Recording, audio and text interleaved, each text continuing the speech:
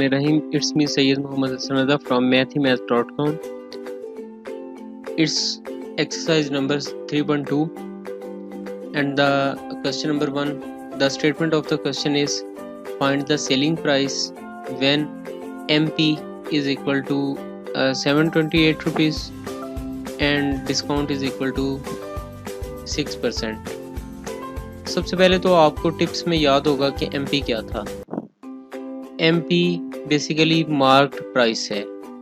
Marked price वो होती है, आपको याद होगा ये मैंने टिप्स में बताया था कि मार्क्ड प्राइस वो प्राइस होती है जो कि किसी भी बॉक्स पर कंपनी की तरफ से, मैन्युफैक्चरर की तरफ से लेबल्ड होती है।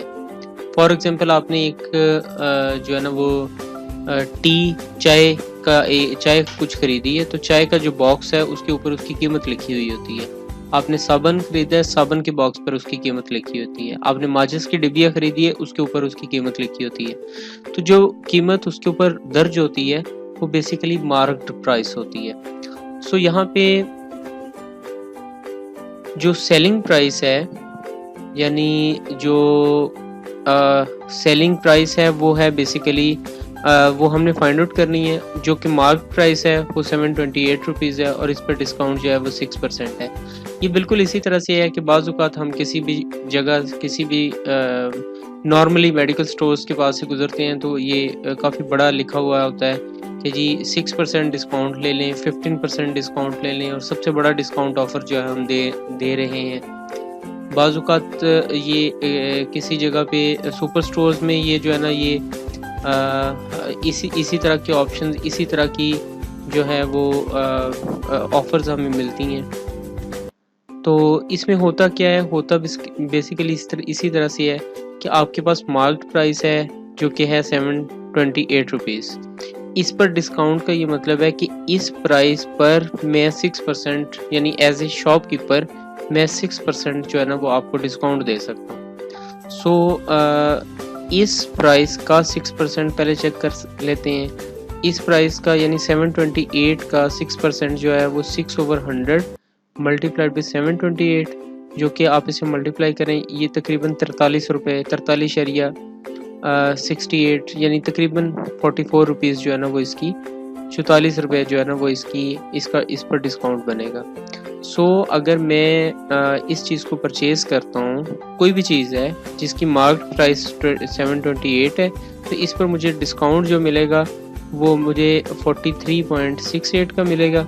सो 728 माइनस 43.68, सो जब इसे सब्ट्रैक्ट किया तो इतनी बेसिकली वो डिब्बा, वो बॉक्स जिसकी कीमत 728 रुपीज़ है, उस के लिए मुझे सिर्फ 684 रुपीज़ जो है वो मुझे पे करने पड़ेंगे। तो इसकी यानी सेलिंग प्राइस जो होगी वो 684 होगी। बिल्कुल इसी तरह से नेक्स्ट क्वेश्चन कि मार्क्ड प्राइस जो है वो यानी वो कोई डिब्बा आप उसी तरह से ले लें, उसके ऊपर आप एक लेबल लगा लें कि जी इसकी मार्क्ड प्राइस जो है वो 2760 रुपये है। इसके ऊपर डिस्काउंट जो है वो 5% दिया गया। सो 2760 का 5% आप देख लें, 5/100 मल्टीप्लाइड बाई 2760 ये आप इसे कैलकुलेट कर लें कैलकुलेटर से, तो ये 138 रुपीज़ बनता है। यानी कोई भी एक ऐसी चीज़ जिसकी कीमत 2760 रुपये है, उसके ऊपर आपको 138 रुपये डिस्काउंट मिलेगा 5% के अकॉर्डिंगली। तो आपको उसके लिए 2622 रुपये जो है ना वो शॉपकीपर को देने पड़ेंगे।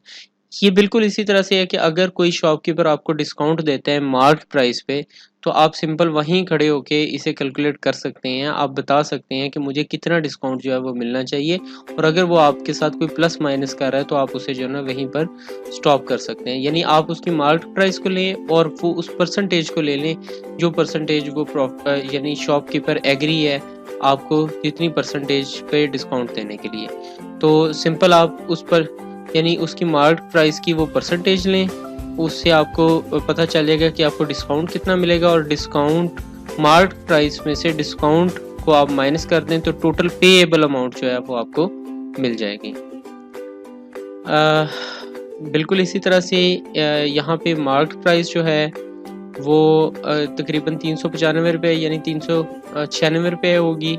इसकी इसी तरह इसके ऊपर डिस्काउंट जो है वो 8% है। तो 8% डिस्काउंट 396 पे 8/100 मल्टीप्लाइड बाई 396 जो कि तकरीबन 31-32 रुपये इसके ऊपर डिस्काउंट बन रहा है। So selling price is equal to market price minus discount, बिल्कुल सेम इसी तरह से जो कि ऊपर मैं आप लोगों को बता चुका हूँ।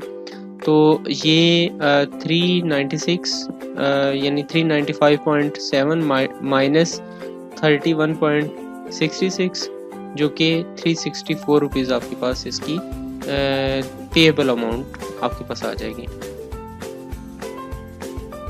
ये क्वेश्चन नंबर 1 जो है कंप्लीट हो चुका है। अगर आपको किसी किस्म का इस क्वेश्चन में प्रॉब्लम हो तो आप हमसे कांटेक्ट कर सकते हैं। Thank you very much.